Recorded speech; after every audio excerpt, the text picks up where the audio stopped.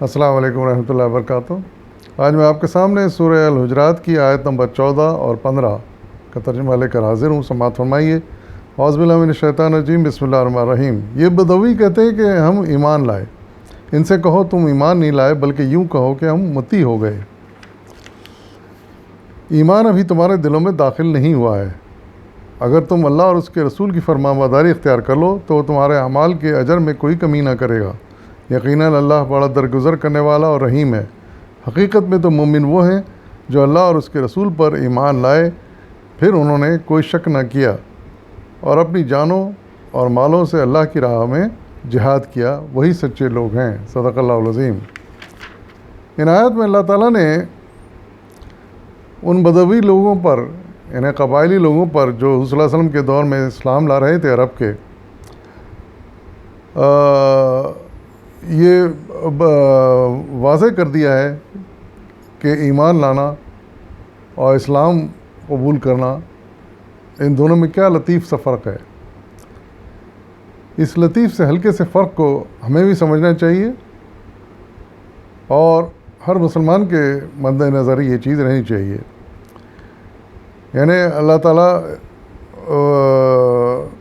ارشاد فرما رہے ہیں کہ بدوی لوگ کہتے ہیں کہ ہم ایمان لائے، تو ان کو ٹوک رہے ہیں اور کہہ رہے ہیں کہ یوں نہیں کہو بلکہ یوں کہو کہ ہم متی ہو گئے، یعنی ہم مسلمان ہو گئے، مسلم ہو گئے، یعنی اطاعت قبول کر لی۔ اور جہاں تک ان بدوی لوگوں کا تعلق ہے، اس کے بارے میں مولانا نے مودودی رحمۃ اللہ علیہ نے اپنے حاشیہ نمبر 30 میں اس کی تھوڑی وضاحت کی ہے کہ یہ کون قبائل تھے اور کون بدوی تھے اور وہ کیا چاہتے تھے۔ آپ لکھتے ہیں اس سے مراد تمام بدوی نہیں بلکہ یہاں چند خاص بدوی گروہوں کا ذکر ہو رہا ہے جو اسلام کی بڑھتی ہوئی طاقت دیکھ کر محض اس خیال سے مسلمان ہو گئے تھے کہ مسلمانوں کی ضرب سے محفوظ بھی رہیں گے اور اسلامی فتوحات کے فوائد سے فائدہ مند بھی ہوں گے۔ یہ لوگ حقیقت میں سچے دل سے ایمان نہیں لائے تھے، محض زبانی اقرار ایمان کے ساتھ انہوں نے مصلحتاً اپنے آپ کو مسلمانوں میں شمار کرا لیا تھا، اور ان کی اس باطنی حالت زار کا راز اس وقت فاش ہو جاتا تھا جب وہ صلی اللہ علیہ وسلم کے پاس آ کر طرح طرح کے مطالبے کرتے تھے اور اپنا حق اس طرح جتاتے تھے گویا انہوں نے اسلام قبول کر کے آپ پر بڑا احسان کیا ہے۔ روایت میں متعدد قبائلی گروہوں کے اس رویے کا ذکر آیا ہے، مثلا مزینہ، جوہینہ، اسلم، اشجع، غفار وغیرہ۔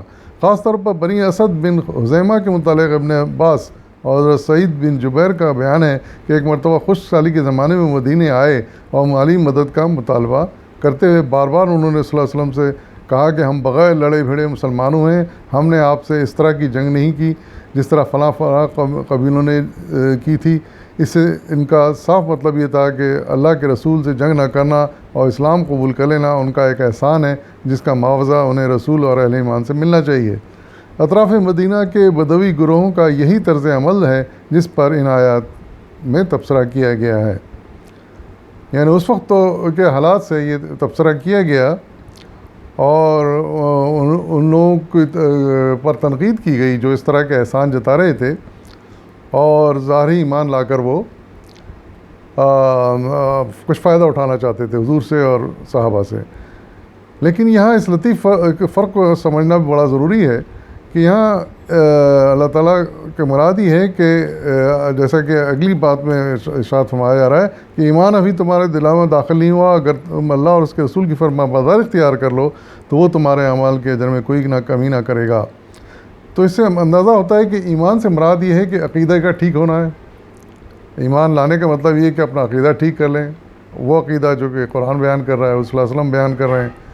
لیکن اس کے بعد یہاں تک بات ختم نہیں ہوتی۔ بات یہ ہے کہ اس عقیدے کے مطابق پھر عمل ہے، اور یہی عمل اسلام میں داخل ہونے کی دلیل ہے۔ یعنی خالی عقیدے سے کام نہیں بنتا بلکہ اس کے ساتھ عمل بھی چاہیے۔ یعنی اطاعت کو تسلیم کر لینا، اسلام لانا مطلب اطاعت کو تسلیم کر لینا کہ ہم ایمان لائیں تمام عقیدوں پر جن کا ذکر صلی اللہ علیہ وسلم نے کیا یا اس قرآن میں آیا ہے، اور پھر ان احکامات پر عمل شروع کر دیں جن احکامات کو آپ نے ارشاد فرمایا یا پھر اس کے قرآن میں آئے ہیں۔ تو اسی لیے فرمایا جا رہا ہے کیونکہ وہ بدو اس وقت صرف ایمان لے آئے تھے، عقیدہ ٹھیک ہے انہوں نے شاید کر لیا تھا بہتوں نے، اور ہو سکتا ہے کچھ منافق بھی ہوں، لیکن عمل ان کا ابھی وہ ویسا نہیں تھا جو ایک مسلمان کا ہونا چاہیے. اور اسی لیے اللہ تعالیٰ ارشاد فرما رہے ہیں کہ عمل اس وقت دیکھا جائے گا جب اور دلوں میں صحیح معنوں میں ایمان اس وقت اترے گا جب اللہ اس کے رسول کی فرما برداری یا اطاعت اختیار کی جائے گی، اور اسی کو اسلام لانا پھر کہتے ہیں. اور پھر ارشاد فرمایا جا رہا ہے کہ جو نا اگر جو ایمان لانے کے بعد عمل بھی کرے گا تو یقیناً اللہ اعمال کو قبول کرے گا، ان کو ضائع نہیں کرے گا، اور اس کے اجر پورا اجر عطا فرمائے گا، اور پچھلے گناہوں سے تمام اللہ تعالیٰ درگزر فرمائے گا، معاف فرمائے گا، کیونکہ وہ بڑا رحیم و کریم ہے. اور پھر اس سے بڑھ کے یعنی جو احکامات کتاب میں آئے ہیں اس سے بڑھ کے یہ کہ انسان مسلمان ہونے کے بعد، مومن ہونے کے بعد پھر اللہ اور رسول کے راہ میں ضرورت پڑ جائے تو پھر جہاد کے لیے بھی تیار ہو اور اس میں بھی بڑھ چڑھ کر حصہ لے، تب پھر جا کے کہیں اسلام مکمل ہوتا ہے. لیکن ظاہر ہے کہ یہ جہاد کا جب موقع آئے اس موقع پر پھر پیچھے نہیں ہٹنا چاہیے. عام حالات میں تو وہ احکامات جو کہ مسلمان پر فرض کیے گئے ہیں ان میں کوئی کوتاہی نہیں ہونی چاہیے. تبھی کہا جائے گا کہ یہ سچے مسلمان ہیں. اس لطیف سے فرق کو سمجھنا بڑا ضروری ہے. یعنی ایمان مومن ہونا، نہ ایمان عقیدہ صحیح ہو جانا، اور مسلمان ہونا کا مطلب یہ ہے کہ پھر اسلام پر کی تعلیمات پر پوری طرح اس کو تسلیم کرنا اور اس عمل کرنا. وآخر دعوانا الحمدللہ رب العالمین.